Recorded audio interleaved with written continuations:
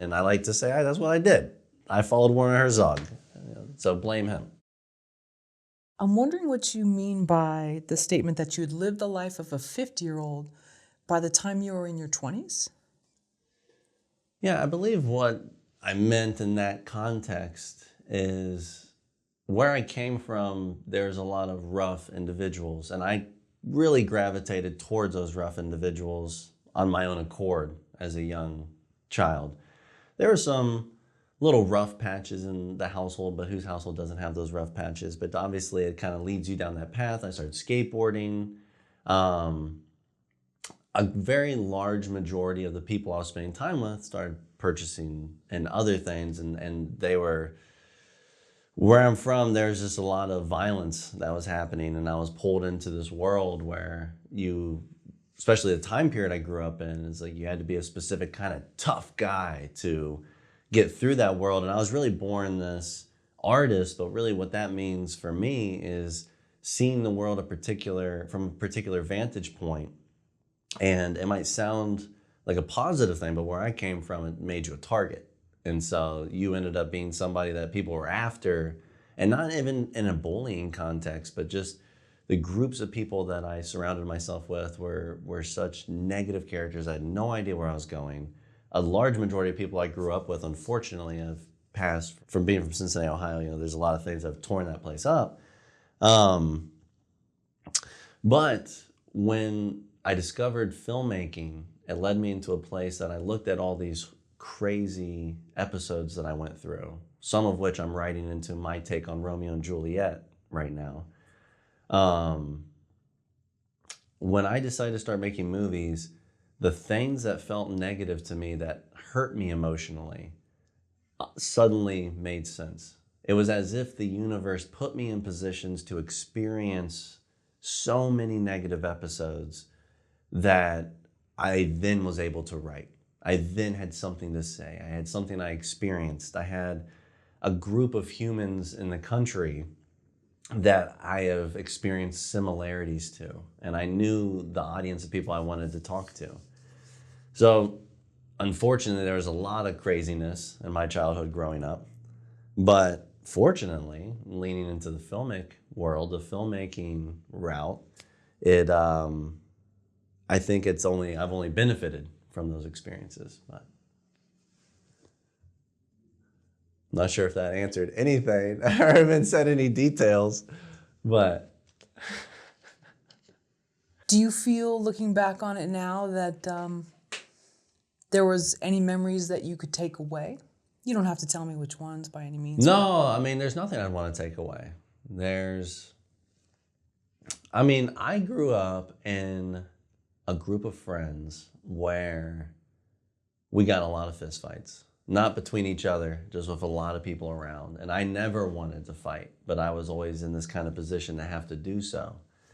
And I think that certain elements like that, and feeling the pain of not wanting to cause others harm, and then also they started robbing people. When I was 16, I came home to my house. Well, actually, you know what? I think I was like 14, matter of fact. I think I might have been about 14 years old. I came home and the side door of the house was broken in, and all of my stuff was gone.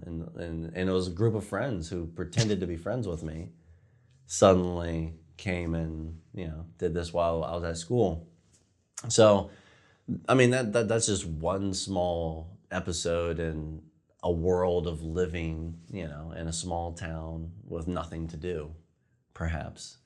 But luckily, again, it fuels so much with what your scope is, and the kind of people you understand and the kind of characters I interacted with. Werner Herzog always says, don't go to film school, go to life. Go out and just live your life, get arrested. And I like to say, that's what I did. I followed Werner Herzog. So blame him. No, I'm just kidding.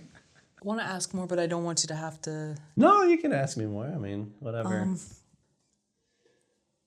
Coming from a town maybe where filmmaking or being an artist or a writer wasn't embraced, what were some of the things people said when you knew that date, the April 23rd, 2006, that this is what you wanted to do? What were some of the statements? If you were going to make a movie with dialogue, and you would just show their dialogue. Yeah. What would the dialogue be on the screen? Well, so when I was making films in Ohio, when I was bitten by the bug, I was then living in Cincinnati, Ohio. I'm originally from Hamilton, but then a little ways south of Cincinnati. And when I was in Cincinnati, there'd be plenty of individuals who wanted to make movies I would spend time with because we were friends. And their take on it was no one can make a feature film in Cincinnati, Ohio, because they couldn't do it. They couldn't step out and get it done. So I feel like every time I made another movie, there's always people saying, you know, well, there's no way to sell it. There's no way to get it out there. There's no way to make money off this. It can't be done. And I think that's happened. I think that's said all over the place. I think everybody says it to each other. Like, for instance, a friend of mine who's 43 wants to go in and start doing a music career, and he wants to do a music video for himself, and people are like, you're 43, no one's gonna. But really the truth is that if he just goes and does it, there's no telling what could happen. There's no telling what could come from it. So there's always that there's tons of people. You know what? I was dating a girl. I must have been 24, 25 at the time. And I had made a whole slew of shorts at this point. And we went to her father's house for dinner, and I showed him a short film. He watched it, and then he looked at me and said, "Don't quit your day job, kid." And got up and walked away. Now this guy was a country guy, you know, really. And he just looked at me and, "Don't quit your day job." He did no emotion. I look at him during the short. There was nothing happening in his face. I thought, this isn't for him. And it was one of the David Lynch ones. It was one of the early, crazy, strange David Lynch ones. So I mean, you know, it wasn't a normal thing that he would see on TV. But those are the moments that you just got to say, you know, why are you living life anyways? You're living life for yourself. So do whatever makes you happy. Do you think you know what you would be doing if you were back in Hamilton? I'd be making movies. You'd be making movies. So yeah, in Cincinnati, where I was from, where I was making movies out there, and I was putting them in the Esquire Theater, the local art house movie theater right there. And I could have continued living that life, you know, selling tickets, making enough money to eat on and live. And then I just decided to jump on a train and go out to my sister's in San Francisco and see what happens getting down to Hollywood. And you never know till you try, till you go out and see what could take place. So you took the train, the Amtrak? Yes. Wow. Yeah. I bet that was cool. 3 days and sitting upright for all 3 days. But it was an adventure, and there was a bunch of us in there. Not people I knew, but a lot of travelers. So, Right. yeah.